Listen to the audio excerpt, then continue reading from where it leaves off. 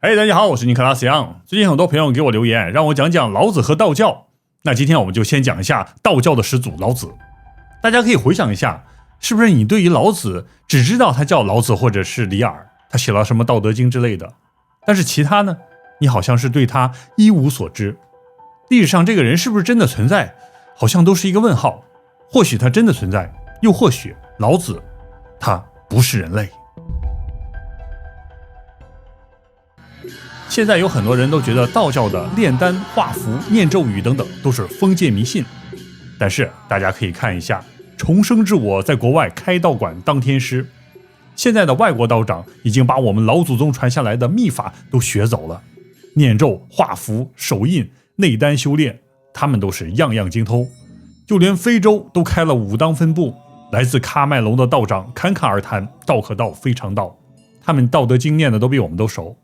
这个世界到底都怎么了？其实道教是我们华人祖先创立的土生土长的本土宗教，是我们最熟悉的，但是也是最陌生的宗教。接下来我们就要从道教的祖师爷老子说起。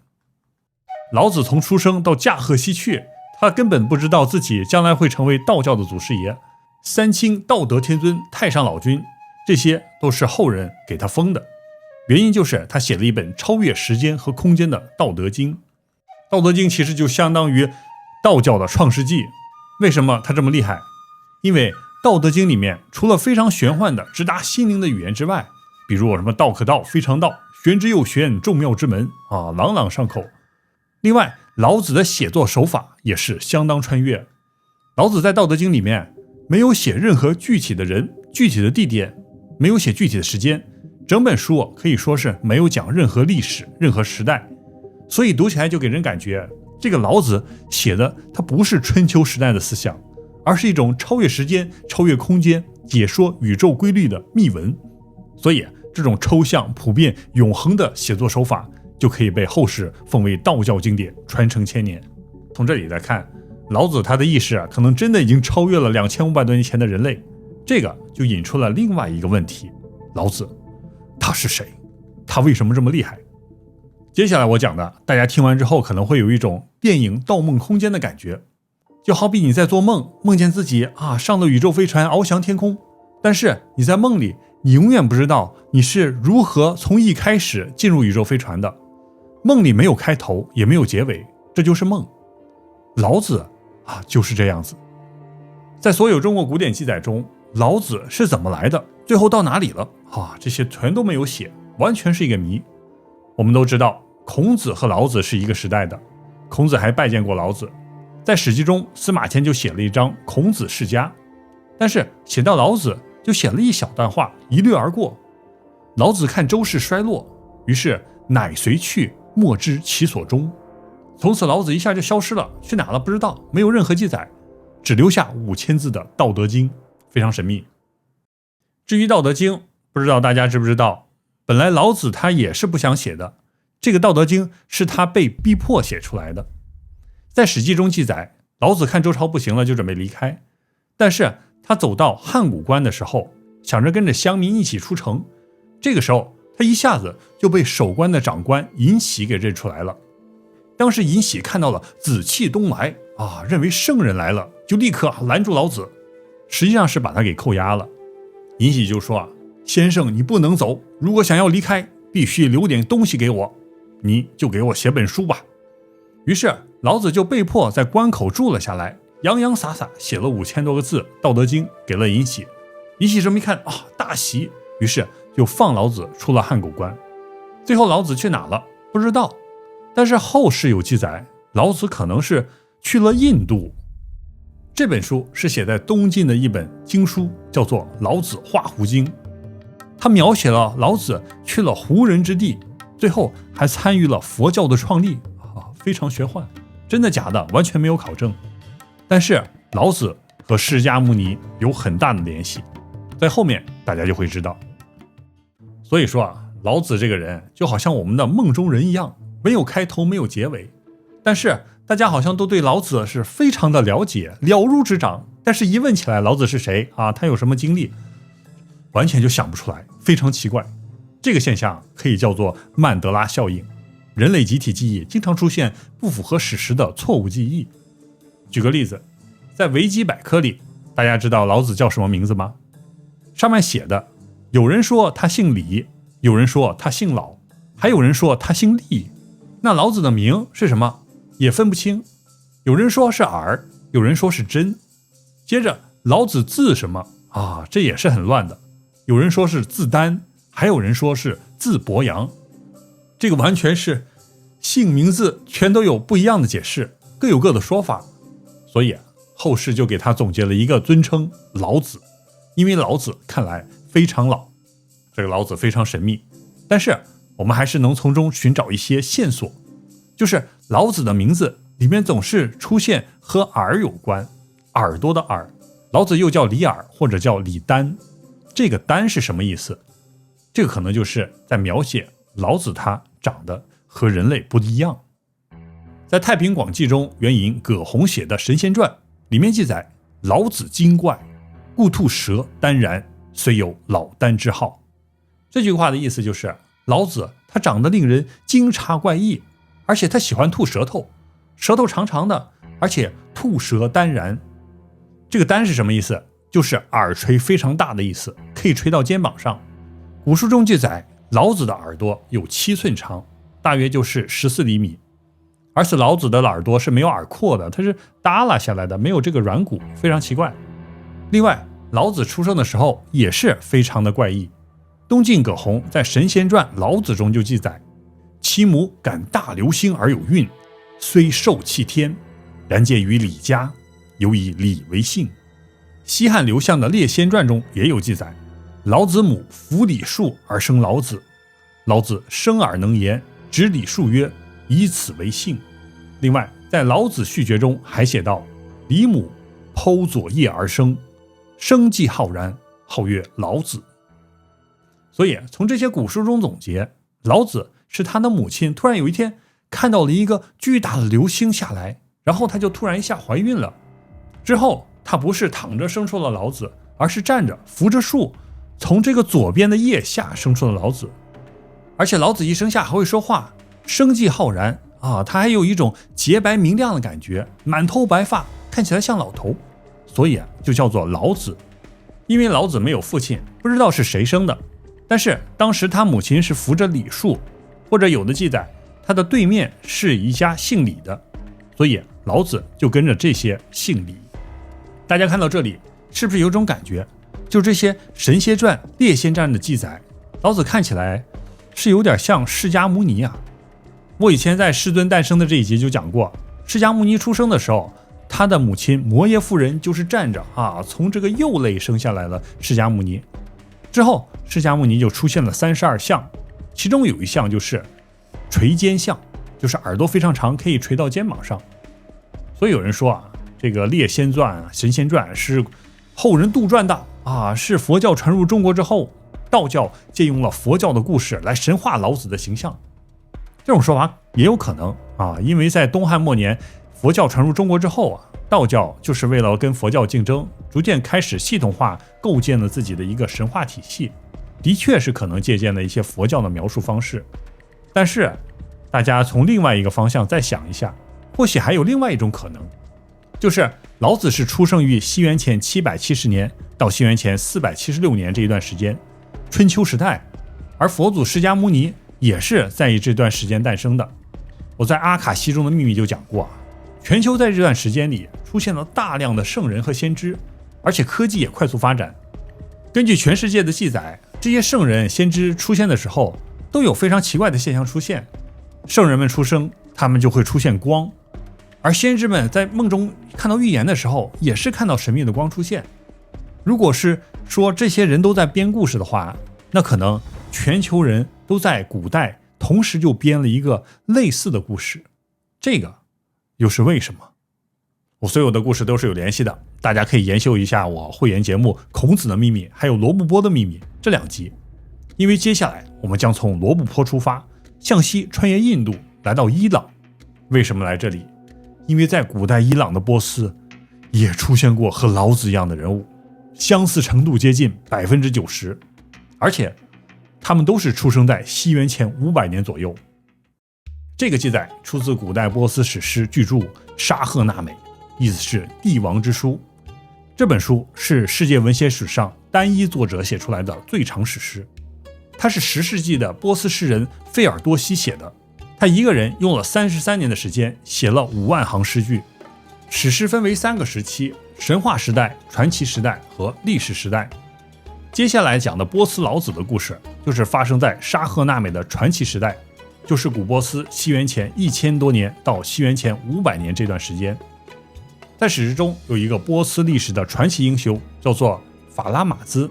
他曾经就带着军队进入类似罗布泊的那种沙漠，然后在里面剿灭了波斯沙漠的非人类种族 Genie。 而这种妖魔鬼怪可能就是玄奘在大唐西域中遇到的那种外星生物。法拉马兹战斗力非常厉害，所向披靡，主要的原因就是他的血脉他的 DNA 非常厉害。因为他的爸爸叫做鲁斯塔姆，他是波斯最伟大的英雄，没有之一。而鲁斯塔姆的爸爸法拉马兹的爷爷叫做扎尔，这个人就是和老子一样，一出生就是有老人头发的婴儿。大家看一下，在前伊斯兰时代沙赫纳美中的配图，这里有一个小孩，他出生时候就是白色头发。沙赫纳美就写道：扎尔，英雄鲁斯塔姆的父亲，生来有着如天堂般的面容，但他的头发却如老人一般。这个故事是这样的，当时在伊朗南部有一个王叫做萨姆，他没有孩子，于是就这么祈祷请给我一个儿子吧，谢谢上帝。但是就当孩子出生的时候国王发现他的头发怎么和老人一样白首浩然。萨姆一看大吃一惊惊讶道：这是什么人类，不祥之兆啊！所以国王就认为这个孩子是一个怪物他为他的样貌感到羞耻，于是就把他抛弃了，扔在山里。然后萨姆把这个孩子抛弃的地方也是非常神奇，在史诗中就写到神秘的西姆尔格安家的地方，而且用的是一个 her home 他的家。所以他的意思就是萨姆把这个白头的孩子扔到了一个雌姓西姆尔格筑巢的山中，一座神山它在黑海的下面，叫做阿尔波兹山。然后这个神秘的西姆尔格它是什么？大家可以看一下图，然后思考一下它像谁西姆尔格在波斯神话中，它是一个青面獠牙、长着翅膀、有着长长尾巴的鸟形智慧生物。在伊朗传说中，西姆尔格它是宇宙中一种最古老的种族，他们的种族太古老了，以至于3次目睹了地球的毁灭。而且每个西姆尔格它的寿命是非常长，可以长达1700年，死后他们就会陷入火焰之中，就像凤凰一样。这个西姆尔格它会不会就是西王母这个发音都是差不多的，西王母西姆尔格，而且它都在中国的西边。接着这个白头发的小孩扎尔被遗失在神山之后，西姆尔格就出现了一看一个孩子，然后抚养了他。过了很多年之后，有一队路过的商队经过这里，他们就发现这个山里怎么住着一个孩子，而且说他身体好像一棵柏树，胸前像一座银山，腰细如芦苇。他这个身材是非常怪异的。之后这件事就传到了国王萨姆那里，萨姆一听就想起来了，后悔了，发现他的儿子长大了，于是他赶紧去神山上去寻找扎尔。扎尔一开始看到他父亲以后不愿意走，但是神鸟西姆尔格这时候就说话了，说人类的话，说你去吧，拿着我的羽毛作为纪念，去看看命运会为你准备什么。于是扎尔就回到了人类的世界。最后史诗中就记载扎尔一共活了300多岁。老子活了多久？在史记中就记载，司马迁说老子活了160多岁，也有人说他活了200多岁。这个是来自司马迁收集的另外一处记载。他说孔子死后29年，有一个周朝王史官叫做丹，拜见了秦献公。刚才我讲了，老子的职位叫做守藏室柱下史，就是皇家图书馆里的史官。而拜见齐献公的史官丹的职业，他和老子也是一样的，而且他的名字就叫丹，和老子的李丹的丹都是一样的，只是字不同。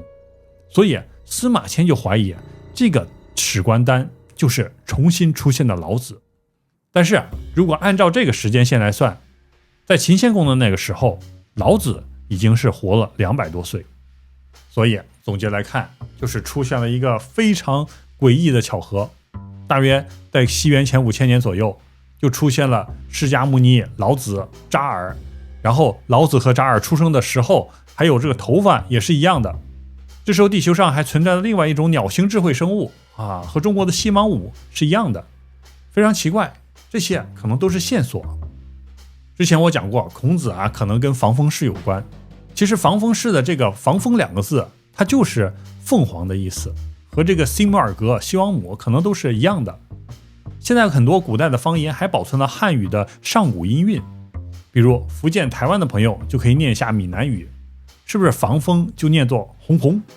啊？说的不是很标准。在粤语中，凤凰也是念这个凤凤啊，也跟防风差不多啊。我念的不是很标准，大家这个知道这个意思就可以了。所以我跟大家说，老子、孔子他们可能都是和防风氏有关，而且老子可能还比孔子还要厉害，因为他的血统可能是最纯正的。这件事在《史记·老子韩非列传》中也是有暗示。当时孔子拜见老子，就问了老子一些问题，老子就回答说君子在顺风顺水的时候就使劲干，大展宏图；在不得势的时候就要低调，蓬垒而行。能装的人外表非常风光，其实里面很虚。真正的君子德行很高，但是看起来大智若愚。然后还说孔子小伙子你要低调要别骄傲。所以老子对孔子说起来的这些话好像并没有那么道可道非常道那么厉害。但是孔子回来之后就对他的学生说，至于龙，吾不能知其乘风云而上天，吾今日见老子，其犹龙耶。孔子的意思是今天我见了老子，他真的和龙一样这个我简直无法理解。有什么事孔子是无法理解的？老子刚才说要谦虚别骄傲，孔子要审时度势这些道理难道孔子无法理解？或者是孔子无法理解不是老子的话，而是这个老子怎么长得不像人类，而且充满了超越时代的智慧，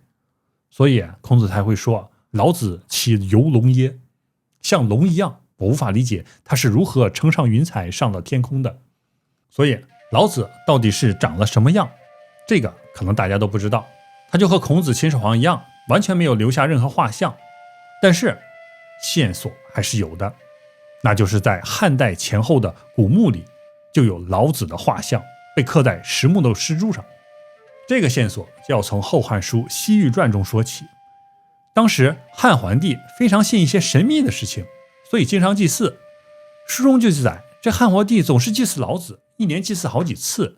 在《后汉书·桓帝纪》中就有一句话叫做设华盖以辞浮屠老子，斯将所谓听于神乎。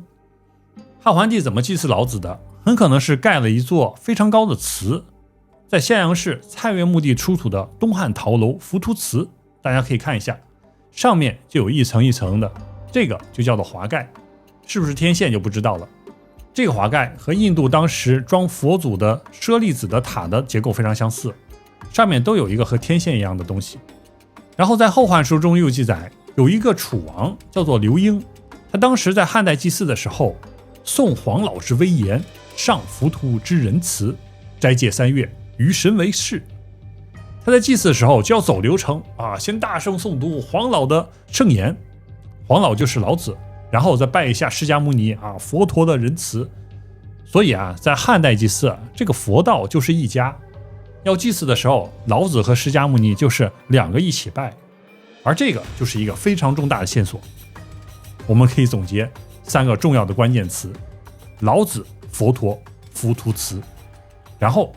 我们带着这3个线索就去一下山东的费县，在这里就出土了一个非常完整的汉代古墓，整个长度 7.15 米，南北宽 4.88 米，分为前中后3室，非常正规。在这个墓的西边有个墓门上面刻了大量的浮雕，都是龙凤之类的人物，它的雕刻风格就是汉代那种比较粗犷的风格。大家看一下，在木门左边的石柱上，这里面就有我们的线索。在上面雕刻出2个人，一个是鸟头类似公鸡头的这么一个人，他还穿着汉代的服装。另外一个人，他的头好像是尖尖的，而且他穿的是胡人的服装。这2个人怎么这么奇怪？他们究竟是谁？我刚才讲过，《后汉书》中讲到，汉代王室就是喜欢拜黄老跟浮屠，所以我们可以确定，下面这个头部尖尖的就是世尊释迦牟尼，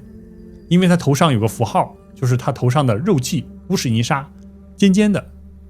另外就是他的姿势，手指天，这个就是释迦牟尼的形象。而释迦牟尼的下面就有一个圆圆的浮屠塔，这个就是古印度的佛祖舍利塔。这么一来，那上面的这个鸟头的人，他就是老子了，而老子就是像鸟一样的人。是的，古代人可能就是这么认为的，他们就是认为老子就是一只鸟一样的人。可能这样才能解释为什么老子是白头皓首，可以活200多岁，为什么孔子见到老子之后就要惊叹其容龙耶？可能老子就是和人类长得不一样。我还有一个最有力的证据，就是东晋成书的《抱朴子内篇》，其中就引用了一本已经遗失的书，叫做《仙经》，里面就写道：老子真行者，思之，姓李，名丹，字伯阳，身长9尺，黄色，鸟喙，龙鼻，修眉长5尺，耳长7寸，额有3里上下彻，足有8卦。大家看到了吗？这里面就写到了老子他是身高9尺大约2.1米，皮肤黄色，而且嘴巴是鸟喙他只写了鸟喙2个字，这个嘴是尖尖的，鼻子高挺，眉毛耳朵特别长，都有10几厘米，额头上还有贯穿上下的这个3条纹，它是竖的不是横的，而且脚上还有8卦的图案。这个跟释迦牟尼差不多，释迦牟尼的脚上不是8卦图，而是轮宝。之前说到释迦牟尼的32项，其中有一项就叫做大人手足往慢，犹如燕王，就是释迦牟尼的手掌上是有蹼的，就像鸭掌鹅掌一样。从这里看，古人就是认为老子他是像鸟一样的人，他嘴是鸟喙他没有说像鸟喙，就说鸟喙，而他的脚下也是有释迦牟尼一样的8卦的这种图形。所以这个老子可能是上古的另外一种种族，他们长得都像鸟一样。其实在上古，大禹可能也长得是这个样子。在古书《尚书丁明验》里面就写道：禹身长9尺有指，虎鼻和目，骈齿鸟喙，耳3漏。大禹也是2米多高，而且也有鸟喙，他的耳朵上还有3个洞3个耳洞。所以在古代说到圣人，他们可能都不是人类。所以古书中写道，圣人皆有异表，长得都不一样。我们现在的书中解释，古代的这些圣人长得跟别人不一样，都是基因突变。比如老子这种白色的，还有扎尔这种白色的头发，他们说这是白化病。按照这种逻辑的话呢，古代的圣人基本上都是一些残疾人，这个逻辑是不对的。还有人说这些都是神话老子，故意把老子往释迦牟尼靠。但是就出现另外一个问题，为什么古代中国人神话老子，神话圣人，要把他们都要描述成鸟人的样子？如果是古代人崇拜鸟，崇拜他们可以像天使一样飞到天堂上这种感觉，那为什么在大海中央孤单的复活节岛上也出现了鸟人的形象，而且这里的原住民也把鸟人当作神？然后我再告诉大家一个震惊的巧合，就是老子在周朝的官职就是周守藏室之史，就是他管周朝的皇家图书馆，这就说明他是和书和笔这2个符号有关。而在古埃及有一个神叫做托特，他就是一个鸟头，长着鸟喙的，手持笔和记书板的一个智慧之神。在古埃及神话中这个托特他是不死的，他来到古希腊之后就被古希腊称作赫尔墨斯。这个神在古希腊中的描述也是保留了鸟的特点，就是他戴着有翅膀的头盔，脚穿着飞鞋，会飞。接着在欧洲就出现了一个传说，说有一个圣人叫做赫尔墨斯三重制显者。这个人他是西方炼金术士、占星术、魔法和神秘学的源头。各种术士、共济会、文艺复兴时期的学者都称他为古代智慧的传承者。而且在他们的传说中，这个三重制显者也没有死，没有尸体，说他继续往东走，去了东方。所以他们推测印度的吠陀智慧或者是老子的智慧就是来自于这个三重制显者赫尔墨斯托特。中国人说老子去了西方，留下了老子画胡经，教化胡人。西方就说赫尔墨斯去了东方。这个不管怎么说啊，这个关键的重点啊，我们要求同存异，就是他们都发现了一个像鸟的人，在我们地球上飞来飞去，一会儿东方一会儿西方，全球飞。然后呢，他们就在全球传授智慧。所以啊，这里就是一个非常奇怪的共同点。在下一期会员节目中，我会带领大家继续感受一下重生之我当道长天师，给大家讲解一下炼丹大法，还有茅山道士画符、咒语手印之类的很多神秘的记载，看看到底有没有缘人可以开悟智慧，得道成仙。好了，今天的节目就到此为止了，我们下期再见。